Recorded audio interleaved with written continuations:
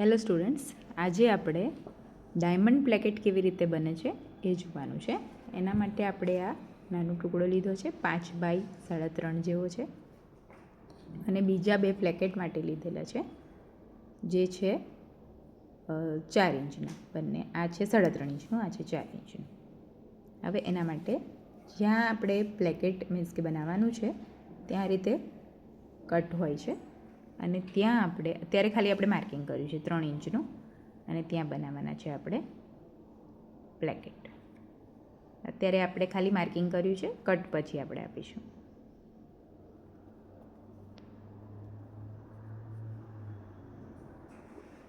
સૌથી પહેલાં આ બાજુનો ભાગ આપણે સ્ટીચ કરી લઈશું.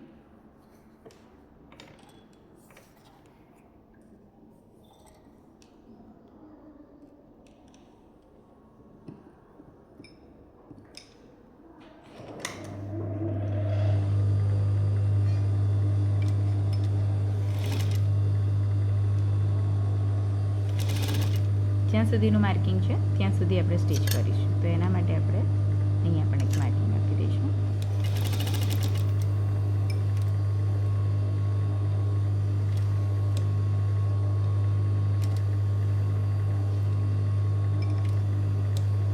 હવે જ્યાં માર્કિંગ આવ્યું છે ત્યાંથી આપણે આ બીજું કાપડને પણ સળંગ જ આપણે સિલાઈ લેવાની છે, એને આ રીતે ગોઠવીને આ બાજુ પણ સિલાઈ લઈ લઈશું. એક સાથે જ લેવાની છે સિલાઈ બંને. તમે કટ કરી નાખો તો પણ ચાલશે, અને કટ ના કરો આ પીસ અલગ તો પણ ચાલશે. તમને જેવી રીતે ફાવે એવી રીતે તમે કરી શકો છો. જે ઓરિજિનલ મેથડ છે એમાં આ રીતે આપણે સાથે સ્ટીચ કરીએ છીએ. કટ આપણે નથી કર્યું, સ્લેશ એટલે કે નથી આપ્યું. આપણે જ્યાં આપણે પ્લેકેટ બનાવવાનું છે ત્યાં સ્લેશ આપ્યા વગર કામ કરીશું, જેથી આપણું કાપડ આમ તેમ ખસી ના જાય.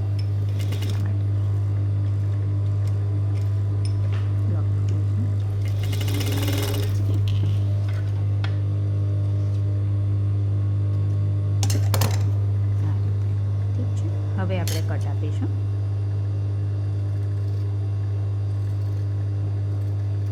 અને અહીંયા જે છે ખૂણામાં આ રીતે ક્રોસમાં કટ આપીશું બંને સાઈડ. હવે આ જે ભાગ છે એ આપણે બહારથી રાખવાનો છે, એવી રીતે આપણે એને વાળીશું.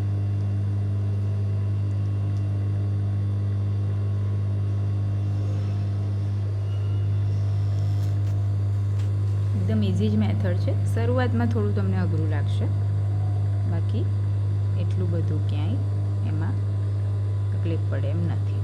આ રીતે હવે એને આપણે સ્ટીચ કરી લઈશું. સ્ટીચ આપણે આટલું જ કરવાનું છે જ્યાં સુધી માર્કિંગ હતું. ઠીક છે.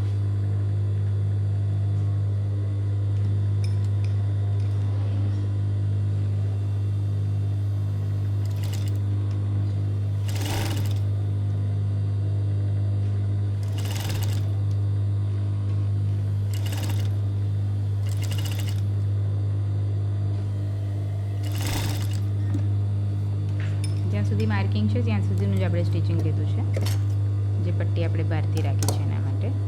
હવે જે આપણી બીજી પટ્ટી છે જેમાં આપણે ડાયમંડ પ્લેકેટ બનાવવાના છે, એટલે કે ડાયમંડ જેમાં બને છે, એને આ રીતે કરીશું.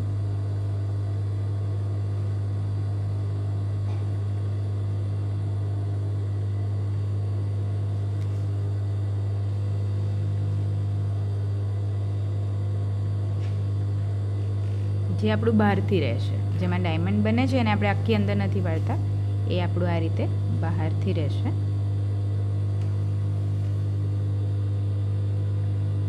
આ રીતે. અને એને અહીંયા આપણે ડાયમંડનો શેપ આપી દઈશું.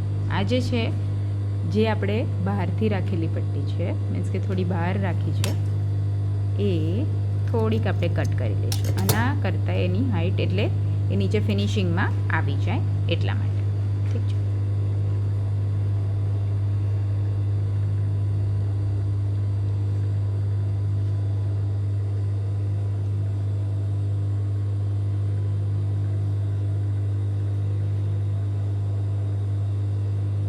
આ રીતે પલટાઈને કરવાનું રહેશે.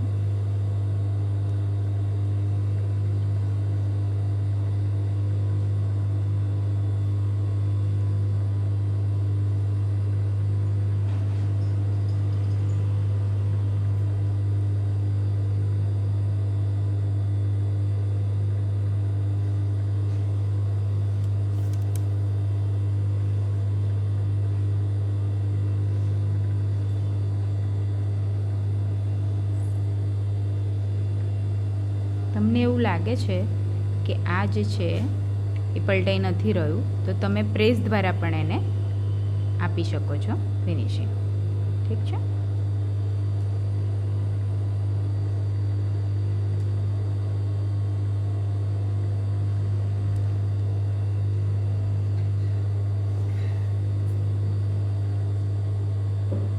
આ રીતે થશે. અહીંયા હવે એને ડાયમંડમાં આપણે શેપ આપી દઈશું.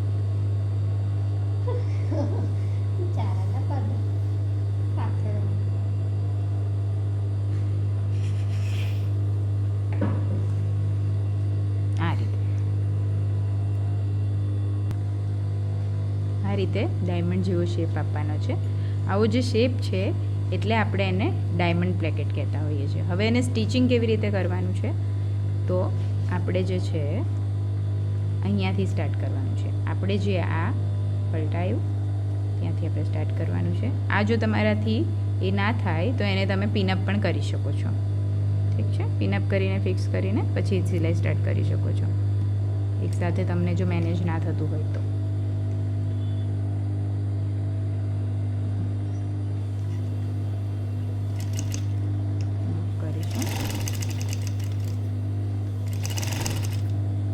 ડાયમંડનો શેપ છે એ કમ્પ્લીટ શેપ પ્રમાણે આપણે સિલાઈ કરીશું.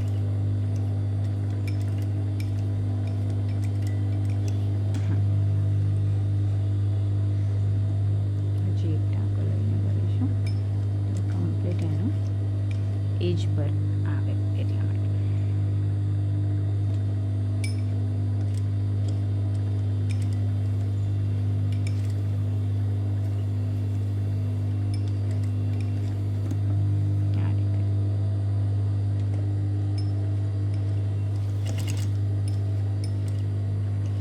હવે જે આપણે આ જે પટ્ટીવાળી હતી જે માર્કિંગથી ત્યાં આપણે આડી સિલાઈ લઈ લઈશું એટલે એને ફિનિશિંગ કમ્પ્લીટ આવે એટલા માટે.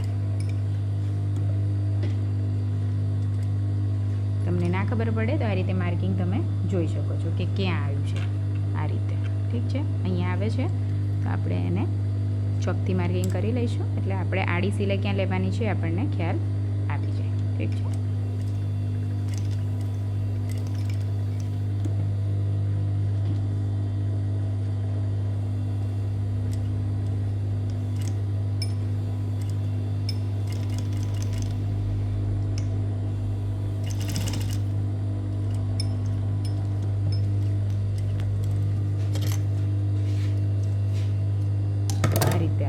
ડાયમંડ પ્લેકેટ રેડી થઈ જાય છે. દેખી શકો છો પાછળથી પણ એકદમ કમ્પ્લીટ ફિનિશિંગ છે અને આગળથી પણ. ઠીક છે.